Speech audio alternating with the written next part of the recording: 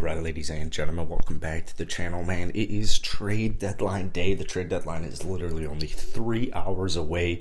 Marvin Bagley just got traded to the Pistons, so I have a feeling all the dominoes are about to fall here. Now, the Rockets still haven't made a move yet, but I wouldn't worry too much. Most of these trades don't really happen until, basically starting now. So I think it's all good. They might have missed the mark with Christian Wood and Eric Gordon. They probably did. They probably did, but we'll see. The Charlotte Hornets, I couldn't think of their name for a second. The Charlotte Hornets do have interest in Christian Wood, and apparently there's even some trade offers going on.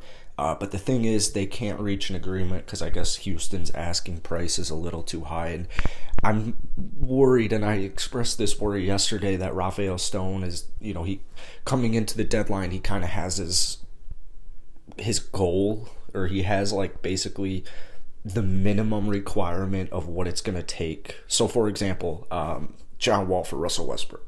Rafael Stone isn't even going to entertain that idea unless the Lakers put in their 2027 first round pick. At the very least, he will not entertain it unless that's even considered in the trade. So with the Charlotte Hornets, is what we're wondering right now, is PJ Washington and a first round pick too much to Charlotte? Is that what it boils down to?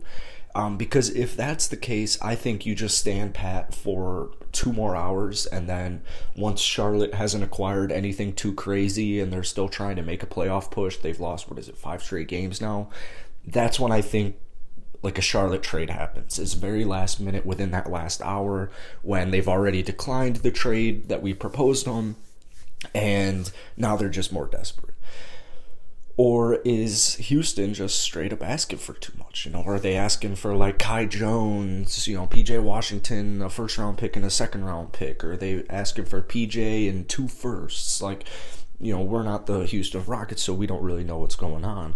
I think most Rocket fans would agree with the statement right here that at this point, I think we're just hoping at least one trade goes down. I literally think we're all kind of holding our breath here, hoping that one of John Wall, Christian Wood, Eric Gordon, David Nwaba, Daniel Tice, DJ Augustine, I think we're all just kind of hoping one of those dudes at the very least gets traded. And, at this point, it's not looking great. It's not looking great. I've seen a lot of Rockets, reporters, if you will, or journalists, or whatever they are, go ahead and kind of tweet starting last night, looks like the Rockets missed their chance. Looks like Stone's perfectly okay, and we know, or we have a strong feeling, Rafael Stone is perfectly okay with reassessing in the offseason.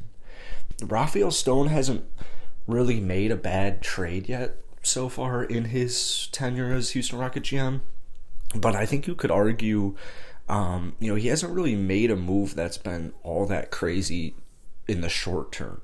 I think we're all kind of looking at that James Harden trade, and especially if James Harden's about to get traded, bad news is Ben Simmons in Brooklyn actually makes a lot of sense. So that trade is still remained to be seen, but there hasn't been a trade where we've been clear short-term winners. It's just it's so painfully obvious, we just fleeced that team. We haven't really gotten one of those yet. Maybe if we do, it'll be a low key, getting a first from PJ Tucker. They're more low key, subtle flexes, not holy shit, we just got Tyrese Halliburton and a first round pick for Christian Wood, something crazy like that. So hopefully Rafael can pull it off. In Stone we trust. Until we're given a reason not to trust him, I'm gonna trust him. So that's it for today. I'm gonna go and refresh Woj tweets like the rest of you guys, and hit the like button, hit that sub button if you guys enjoyed. I'll see you guys later.